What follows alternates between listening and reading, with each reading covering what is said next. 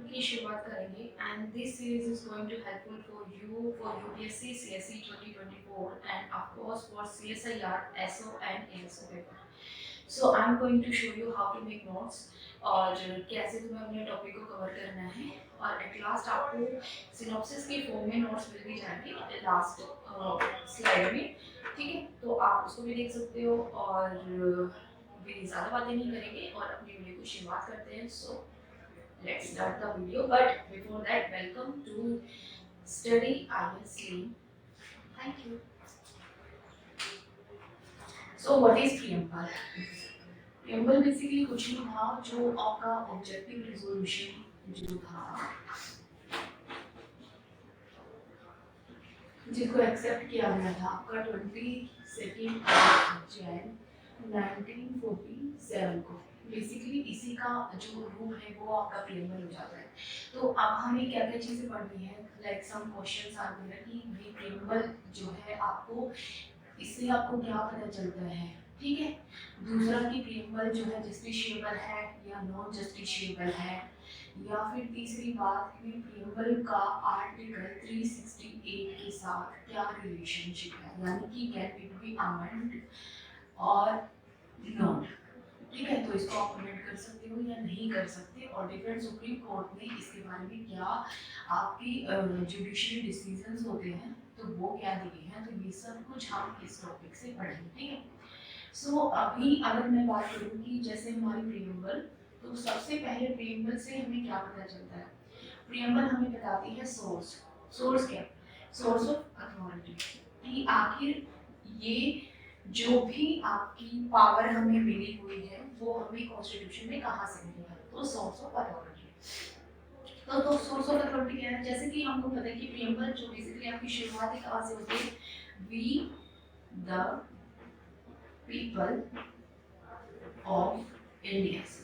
इसका क्या मतलब है कि यहाँ पे हमारा सोर्स कौन है, पीपल. कि जो पावर हमें मिली हुई है बेसिकली वो हमें कहाँ से मिली है, लोगों से ही हमें पावर मिली है.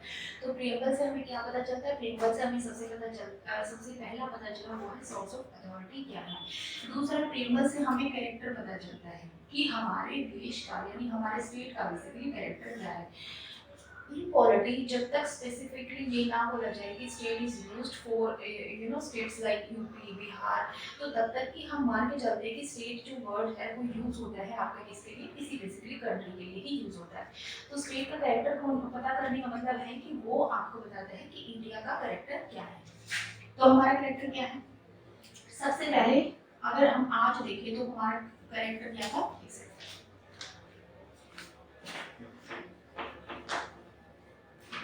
तो बेसिकली हमारा कैरेक्टर क्या है, sovereign, socialist, secular, democratic, Republic. ये है कब हमारा, आज, टुडे.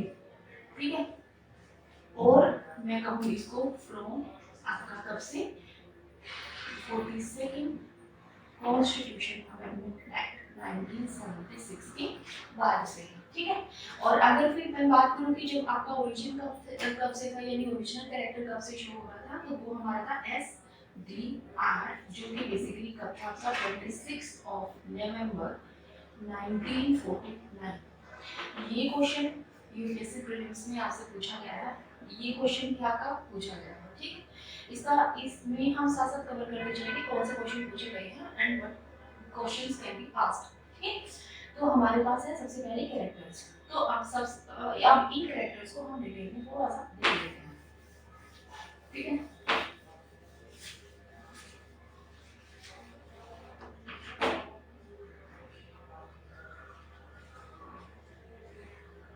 आपको बेसिकली सिनोनिम्स बना लेने हैं. इनके लिए निमोनिक्स बेसिकली जो होते हैं, निमोनिक्स आपको बना लेने हैं ताकि चीज़ें आपको रिवाइज करने में आसानी रहती है.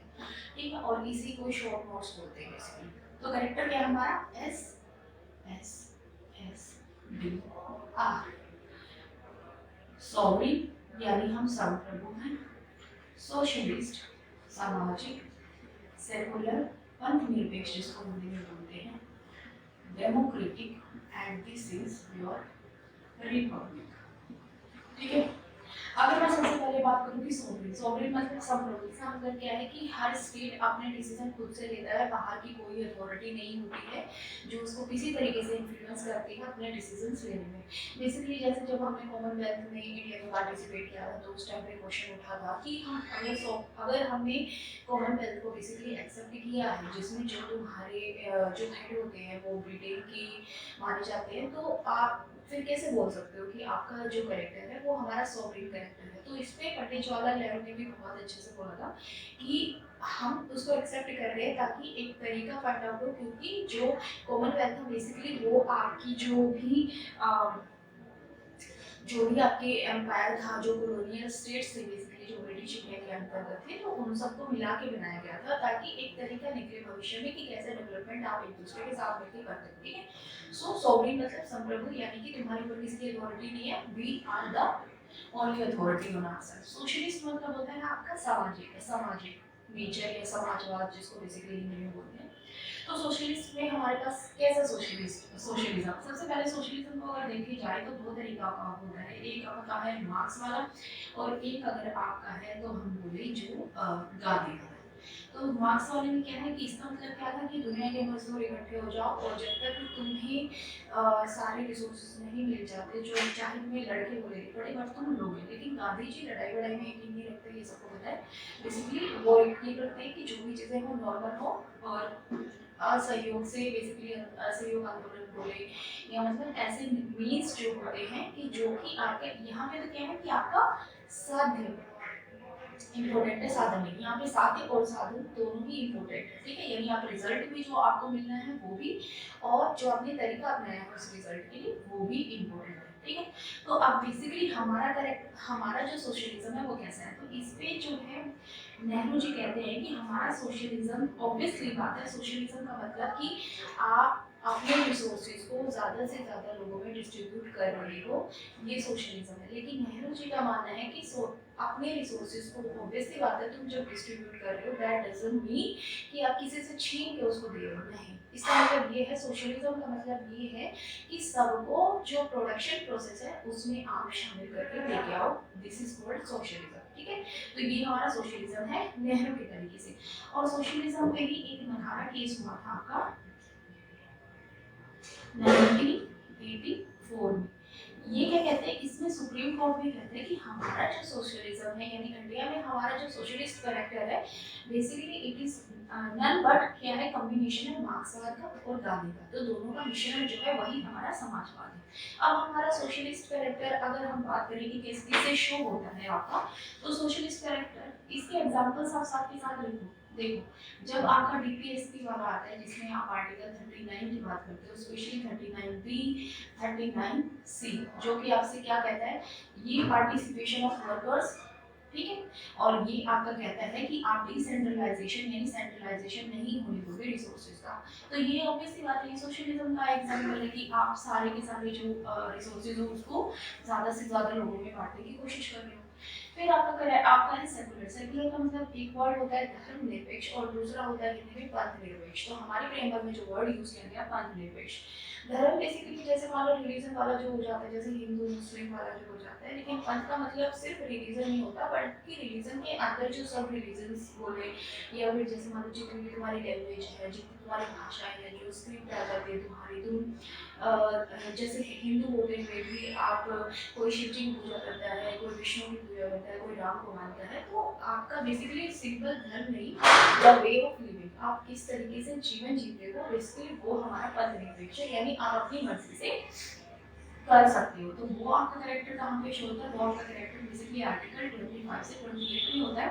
और भी जगह होता है जब आप religion, race, caste, sometimes sex के बेसिस पे आप किसी के साथ भेदभाव नहीं करते, जैसे religion, race, caste, sex, place of birth के बेसिस पे भेदभाव नहीं करते। ये जो आर्टिकल आएंगे तब हम पढ़ेंगे कि कहाँ कहाँ पे है। फिर आता है आपका डेमोक्रेसी का मतलब होता है लोकतंत्र। ठीक, यानी हम कौन से हैं, हम लोकतांत्रिक कंट्री हैं। ठीक है, यहाँ पे जो हमारे पास बेसिकली चुनाव होते हैं, चुनाव प्रक्रिया में आप सबको शामिल करते हो यहाँ पे। और हमारे भी क्या है कि जैसे अगर मान लो आपको जो चुनाव में वोट देने के जो राइट्स दिए हुए हैं बेसिकली आर्टिकल 23-25 में, तो वो आपको क्या कहते हैं कि किसी भी रिलीजन, किसी भी भी रेस, किसी भी कास्ट, किसी भी क्लास के आधार पर, किसी भी वर्ग के आधार पर, सेक्स के आधार पर आपसे बेसिकली भेदभाव नहीं किया जाता। इसका मतलब क्या है कि आप किसी भी क्लास के हो, ठीक है, आप अपर क्लास हो, आप लोअर क्लास हो, दैट डजंट मैटर, आप किसी भी सेक्स के हो मैटर नहीं करता, आप किसी भी रिलीजन के हो मैटर नहीं करता, आप किसी भी रेस से हो, किसी भी वर्ण से हो, ये भी मैटर नहीं करता, यानी सबको इक्वल राइट है to participate in the democracy, ठीक है। तो अब हमारे यहाँ देखो, आप डेमोक्रेसी की अगर हम बात करें तो there are two types of democracy, one is direct and second one is indirect democracy, ठीक है। डायरेक्ट डेमोक्रेसी का मतलब क्या है कि जब आप डिसीजन मेकिंग में पीपल का पार्टिसिपेशन साथ के साथ करते हो, ठीक है, तो उसको बोलते हैं डायरेक्ट डेमोक्रेसी। जैसे समटाइम्स हम मान के चलते हैं, जैसे मान लो एग्जांपल अगर हम देखें, चले रेफरेंडम बना जो अभी हाल फिलहाल करंट अफेयर्स से न्यूज में था कि ऑस्ट्रेलिया में रेफरेंडम कराया गया है। अब यूपीएससी आपसे भले ही ऑस्ट्रेलिया के बारे में नहीं पूछेगा, लेकिन उससे पता चलता है कि हाँ कहीं ना कहीं लोगों का पार्टिसिपेशन है डायरेक्ट डिसीजन लेने में, कि सरकार पहले पूछ रही है उनसे, उसके बाद काम कर रही है। डायरेक्ट का मतलब होता है कि आपने कोई गवर्नमेंट चुनी है, वो गवर्नमेंट आपके बिहाफ पे डिसीजंस लेती है और काम करती है। तो हमारे यहाँ कौन सी है, हमारे यहाँ इनडायरेक्ट डेमोक्रेसी आती है। अब what are the characteristics of indirect democracy, जिसको कि आप पार्लियामेंट्री डेमोक्रेसी भी बोलते हो, ठीक है। तो इसकी कैरेक्टरिस्टिक्स क्या है? सबसे पहले रिस्पॉन्सिबल गवर्नमेंट आपके पास होती है। रिस्पॉन्सिबल गवर्नमेंट का मतलब क्या होता है कि जो लोग उनको चुन के भेजते हैं वो उन लोगों के प्रति रिस्पॉन्सिबल होती है, उनको जनता को जवाब देना पड़ता है हर 5 साल में, ठीक है। दूसरा आपके पास होता है रिप्रेजेंटेटिव रिस्पॉन्सिबल गवर्नमेंट, या फिर हम दूसरी आपको कहें रिप्रेजेंटेटिव गवर्नमेंट। इसका मतलब क्या है कि लोगों को रिप्रेजेंट कर रहे हैं। जैसे मान लो 10 लाख की जनसंख्या पे जो जो हम चुन के एमपी या एमएलए भेजते हैं, तो वो आपको रिप्रेजेंट कर रहे हैं, ठीक। तो यानी कि उनकी रिस्पॉन्सिबिलिटी किसके प्रति बन जाती है, जनता के प्रति। और तीसरा सबसे जो तीसरा फैक्टर होता है इनडायरेक्ट डेमोक्रेसी या पार्लियामेंट्री गवर्नमेंट का, वो क्या होता है कि जो आपकी गवर्नमेंट होती है वो आपकी लोकसभा के प्रति उत्तरदायी होती है, ठीक है। तो government is responsible to the Lok Sabha. तो ये आपकी इनडायरेक्ट डेमोक्रेसी में आपकी ये विशेषताएं होती है, कैरेक्टर में विशेषता दिखा देती है, ऑब्वियस सी बात है दिखा देती है, ठीक। फिर आता है आपका रिपब्लिक। रिपब्लिक का मतलब आपका क्या होता है कि यहाँ पे जो हेड ऑफ द स्टेट होता है वो आपका कभी भी नॉमिनेट नहीं होता, head of the state is always elected. तो ये होता है आपका रिपब्लिक नेचर। तो सबसे पहले हमें पता चला कि आपकी सोर्स ऑफ अथॉरिटी क्या है, that is people, and the second one is character of your state, and the third one is जो इंफॉर्मेशन आपको मिलती है वो इंफॉर्मेशन आपकी क्या मिलती है। थर्ड इंफॉर्मेशन आपको जो प्रियम्बल से मिलती है वो बेसिकली है आपके कि आपको कौन कौन से ऑब्जेक्टिव्स अचीव करने हैं, ठीक है। यानी अगर गवर्नमेंट ऑफ इंडिया कोई भी काम कर रही है तो उसको क्या क्या चीजें आपके ध्यान में रख के कोई भी पॉलिसी, कोई भी एक्ट, कोई भी स्टैट्यूट बनाना होता है, ठीक है। तो ऑब्जेक्टिव्स का मतलब क्या है कि हाँ एक चीज सबसे पहले कि जो भी आपका कैरेक्टर है, जो आपका नेचर है या जो आपके ऑब्जेक्टिव्स हैं, आपको वो लाइन वाइज फॉर्म में याद होने चाहिए। क्योंकि जो आपका क्वेश्चन था बेसिकली वो क्वेश्चन ऐसे था कि 26 नवंबर 1949 को बेसिकली इंडिया का जो हमारा जो कैरेक्टर था वो कैसे था, कि आपका एसडीआर था, डीएसआर था, एसएसएसडीआर था या क्या था। तो ऐसे ही यूपीएससी ने ऑप्शंस बनाए थे। तो जब तक आपको बिल्कुल नहीं पता चलेगा कि सॉवरेन, डेमोक्रेटिक और रिपब्लिक था तो ये क्वेश्चन सही नहीं हो सकते, ठीक है। और ये ऐसे फैक्चुअल बेस्ड क्वेश्चन होते हैं जो आप बिल्कुल ऑप्शंस को देख के भी एलिमिनेट नहीं कर सकते, ठीक है।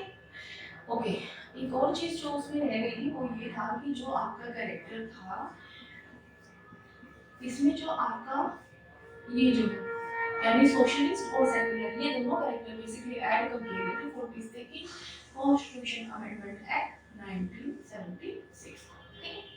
तो अब आप बात करते हैं ऑब्जेक्टिव्स की। तो हमारे जो प्रियम्बल है वो हमें कौन कौन से ऑब्जेक्टिव्स बताती है जो कि गवर्नमेंट ऑफ इंडिया को अचीव करने हैं। तो सबसे पहले ऑब्जेक्टिव आपका कौन सा होता है, सबसे पहला ऑब्जेक्टिव आपका justice, second one is liberty, third one is equality, fraternity, dignity, ठीक है। बेसिकली जो आपके जस्टिस में कौन से आपके जस्टिस में कौन से, यानी हिंदी में अगर बोले तो न्याय, जो आपका पहला होगा न्याय में कौन से आपके सोशल, इकोनॉमिकल और पॉलिटिकल जस्टिस, ठीक है। ऐसे ही आपको लिखना है, ऐसे ही फॉर्म में आपको लिखना है, बिल्कुल पूरे वर्ड्स नहीं लिखनी, पूरी लाइंस नहीं लिखनी, वरना वो इतने लेंथी नोट्स हो जाते हैं आप उसको कैसे भी कवर नहीं कर सकते, ठीक है। तो सबसे पहले है सोशलिस्ट सोशल जस्टिस, तो यानी सामाजिक न्याय, यानी कि लोगों की आपस में जो जैसे जो हमारी सदियों से चली जो परंपरा थी कि छुआछूत वाले कि आप उसको भी छू सकते हैं, या जैसे जब हम वैदिक पीरियड जब स्टार्टिंग में पढ़ते तो हम चंदावास के बारे में सुनते हैं कि उनको बेसिकली जो है आपका बर्तन बजा के या कोई भी चीज़ बजा के उनको इन्फॉर्म करना पड़ता था कि okay we are going to come, और अब आपको बेसिकली अब कि हमारी परछाई आप पे नहीं जानी चाहिए, तो you are going to hide yourself, ठीक है। तो बेसिकली है आपका सोशल जस्टिस, तो वो हमारा कहाँ से मिलता है? बेसिकली सोशल जस्टिस आपका अंशोर क्या है फंडामेंटल राइट से, क्योंकि फंडामेंटल राइट और डीपीएसपी में बेसिकली यही तो फर्क होता है कि fundamental right are justifiable in nature and DPSP are not justifiable in nature. That means कि अगर कोई आपके फंडामेंटल राइट को अबॉलिश करता है तो you can go to the court, ठीक है। तो इसलिए ये आपका राइट है कि कोई भी आपसे सामाजिक भेदभाव नहीं करता। तो आपको फंडामेंटल राइट में जो आपका सोशल जस्टिस है वो कहाँ पे शो होता है? तो वो आपका शो होता है आर्टिकल नंबर 17 से बेसिकली अस्पृश्य, ठीक है। और कहाँ पे होता है? और भी बहुत सारे आर्टिकल, जैसे आर्टिकल 15 की जब बात करोगे, आर्टिकल 16 की जब बात करोगे, या आर्टिकल 25 वगैरह से जब आप बात करोगे, क्यों होते हैं? क्योंकि वहाँ पे है कि आप ना रिलीजन, ना रेस, ना कास्ट, ना सेक्स के बेस पे, स्पेशली कास्ट के बेस पे आप किसी से भी किसी को भी किसी सर्विस के लिए आप उसको हमारे घोषित नहीं कर सकते। तो सेकंड वन इज आपका इकोनॉमिक जस्टिस। अब इकोनॉमिक जस्टिस का मतलब होता है कि अगर हम इसको बेसिकली एग्जांपल से समझे कि आप सबको जॉब लेना जो है आप सबका बेसिकली, अगर मैं बोलूँ अधिकार है, तो ऑब्वियसली बात है सब जाके कोर्ट में खड़े जाएंगे कि सबको सरकारी नौकरी चाहिए, ठीक है। तो आप उसको एक राइट भी बता सकते हैं। इकोनॉमिक जस्टिस का मतलब होता है आप सबको अपॉर्चुनिटी दे रहे हो, सबको अपनी जो वेज एंड मीन्स कमाने का अपॉर्चुनिटी आप उनको दे रहे हो। तो इकोनॉमिक जस्टिस की बेसिकली आपका कहाँ से इंश्योर होता है? क्या फंडामेंटल राइट से इंश्योर होगा? नहीं हो सकता, because fundamental rights are justiciable and enforceable by the court in nature. इसीलिए इकोनॉमिक जस्टिस कहाँ से इंश्योर होगा? फिर आपका डीपीएसपी। डीपीएसपी में क्या, अगर मैं सबसे बेस्ट इसका एग्जांपल दूं तो इसका एग्जांपल है मोटिवेशन, ठीक है। कि आपको सरकार सोडियम का काम प्रोवाइड कर रही है जिसके हिसाब से आपको पैसे दिए जा रहे हैं। तो बेसिकली आपको सरकार काम दे रही है ना, यानी आपको आपकी पैसे कमाने का एक तरीका ढूंढ निकाला है सरकार, ठीक है। तो डीपीएसपी में अगर मान लो और आर्टिकल जो आपके सारे इकोनॉमिक जस्टिस के लिए कौन से हैं, कि आर्टिकल नंबर 39 बी और सी, जिसमें इतने सारे केसेस हुए हैं, क्यों? क्योंकि रिसोर्सेज को आपने सभी को बांटने की कोशिश की।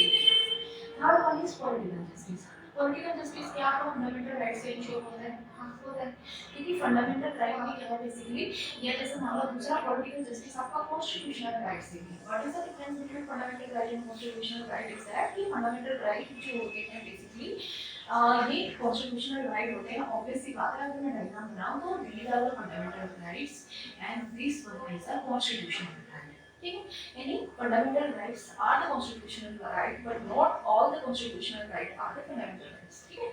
तो ये चीजें मान के चलनी है आपको। यानी ये जो है कॉन्स्टिट्यूशनल राइट कैसे होते हैं, जो कि फंडामेंटल तो नहीं होते, यानी आप कोर्ट में जाके इसको मतलब जस्टिफाई तो नहीं करा सकते, एनफोर्स तो नहीं करा सकते, बट ये आपको कॉन्स्टिट्यूशन में दिए गए हैं। जैसे आपका आर्टिकल नंबर जो आपका आता है 325, बेसिकली जो आपकी वोटिंग से रिलेटेड है, या जो इलेक्शन से बेसिकली आपके रिलेटेड आर्टिकल्स हैं, वो सारे यहाँ पे आते हैं। यही में बोला गया आपको रिलीजन, रेस, कास्ट और सेक्स के बेस पे आप भेदभाव नहीं कर सकते, यानी सबको वोट डालने का अधिकार है। यही आपके फंडामेंटल राइट्स में बोला गया है आपको सारी चीजें, तो आपका पॉलिटिकल जस्टिस एंश्योर होता है। अब जस्टिस एंश्योर होने के बाद आपका सेकंड जो ऑब्जेक्टिव आता है, वो ऑब्जेक्टिव कैसे आता है? जैसे यूपीएससी ऐसे क्वेश्चंस में पूछता है, जब आप इसको जाके देखोगे कि हमारा जो पॉलिटिकल जस्टिस है वो कहाँ से इंश्योर हुआ है, इकोनॉमिक जस्टिस है वो कहाँ से इंश्योर हुआ है, ट्रेंडर पे जो भी वीडियोस आए हुए हैं मैं उनका एक अलग से सेपरेट लेक्चर बना के इस पे डाल दूंगी, अदरवाइज ये वीडियो बहुत लंबी हो जाएगी। Second one is liberty. Liberty that means freedom.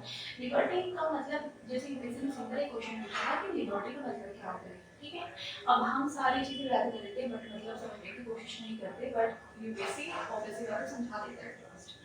तो लिबर्टी का मतलब क्या होता है कि आपको कोई भी काम करने की आज़ादी दी जाती है, बट आज़ादी दी जाने का मतलब ये नहीं होता कि आप पे रिस्ट्रिक्शंस नहीं है। ऑब्वियसली बात है, आपके फंडामेंटल राइट्स जो आपकी लिबर्टी इंश्योर करते हैं, क्योंकि आपको बताते हैं कि 19 आर्टिकल 1901 में जो आपकी लिबर्टीज जो आपकी फ्रीडम्स दी गई हैं, तो 1902 से 1905 तक आपकी जो बताई गई है कि उसके रीजनेबल रिस्ट्रिक्शंस क्या है, ठीक है।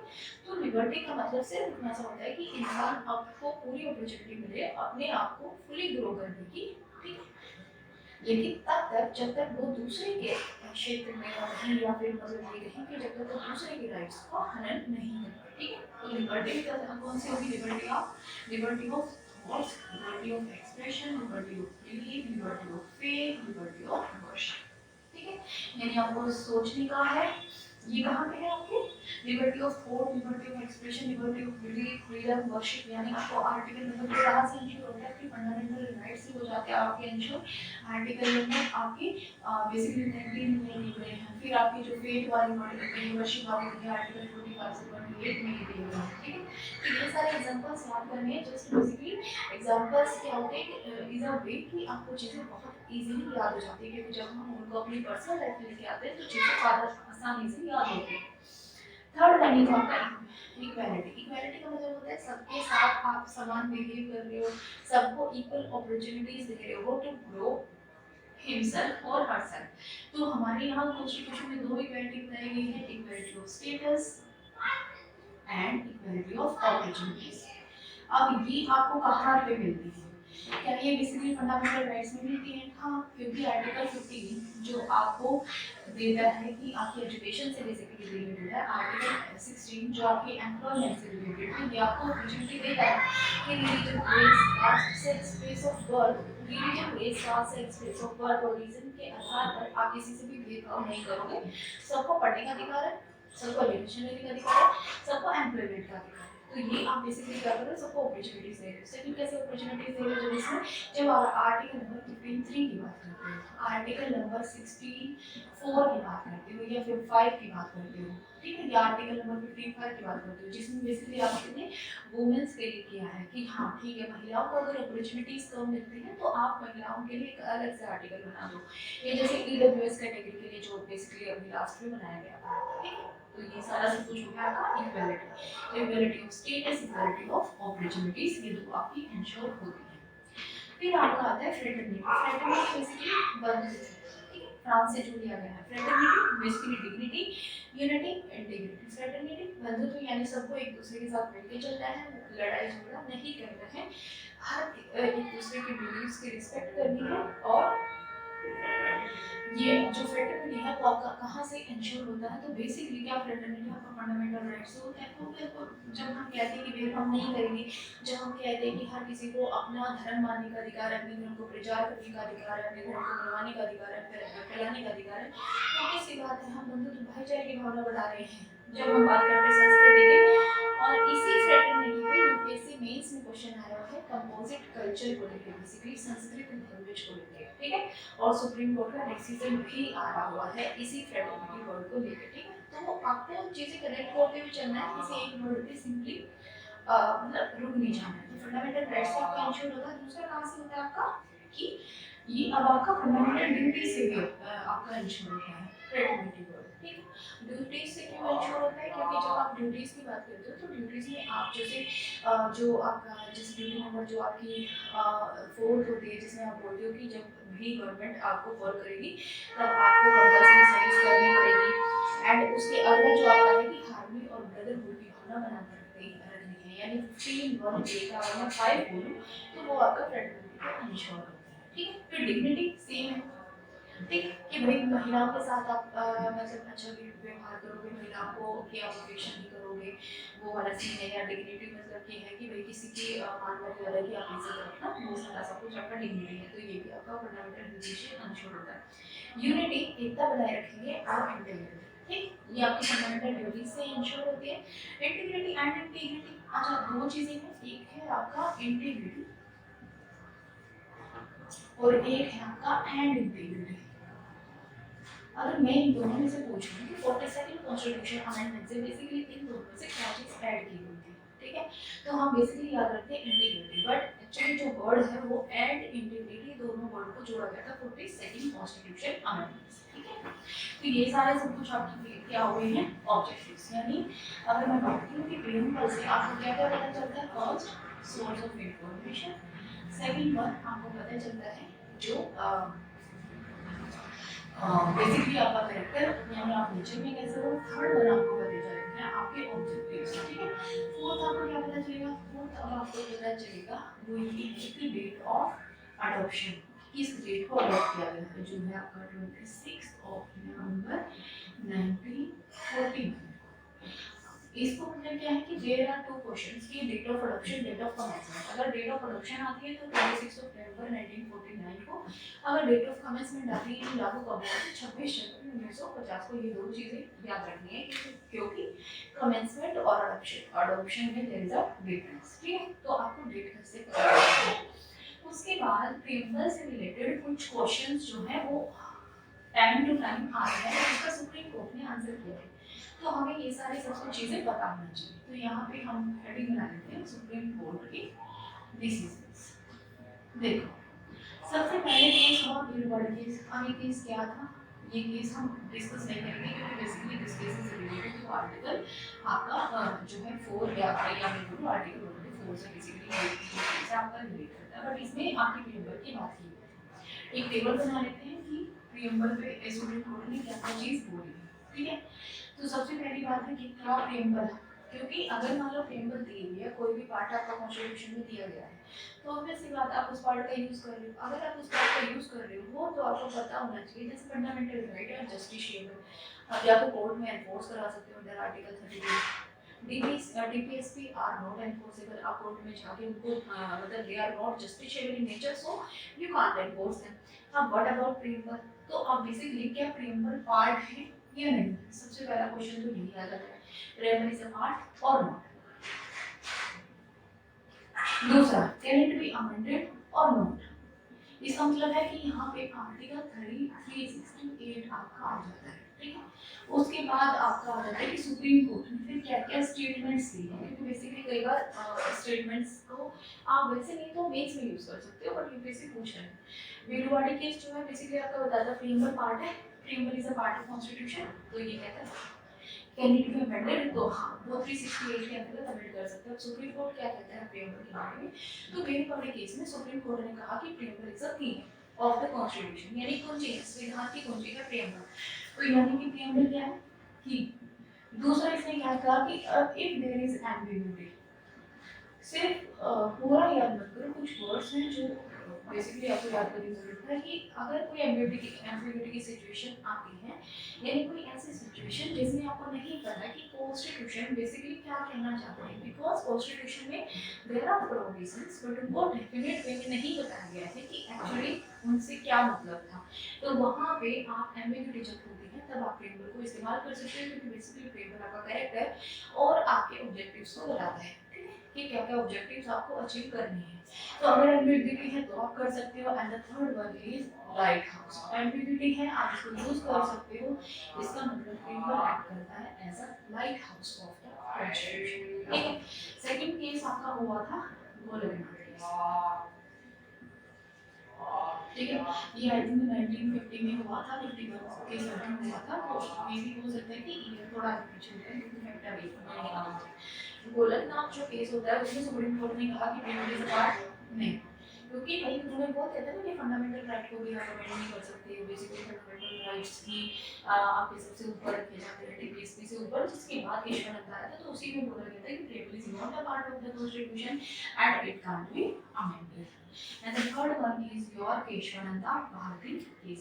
केशवानंद भारती केस में बेसिकली आपको क्या बोला गया था कि preamble is a part, obviously बात है जब फंडामेंटल राइट्स को कैन बी अमेंडेड तो preamble can be amended, so preamble basically is a part of the constitution. Preamble is it going to amend और नॉट, इज ऑब्वियसली बात है कि भी ये अमेंड हो सकती है। और अब प्रियम्बल के बारे में केशवानंद भारती केस में क्या बोला था बेसिकली, क्योंकि आपको बेसिकली दो ही केस जो है वो याद रखने हैं। तो केशवानंद भारती केस प्रियम्बल के बारे में जो होता है, जो सुप्रीम कोर्ट ने आपसे बेसिकली क्वेश्चन पूछा था प्रीलिम्स में कि प्रियम्बल जो है is it justiciable in nature, is it non justiciable in nature, justiciable in nature but with other parts, justiciable in nature with without other parts, something like that.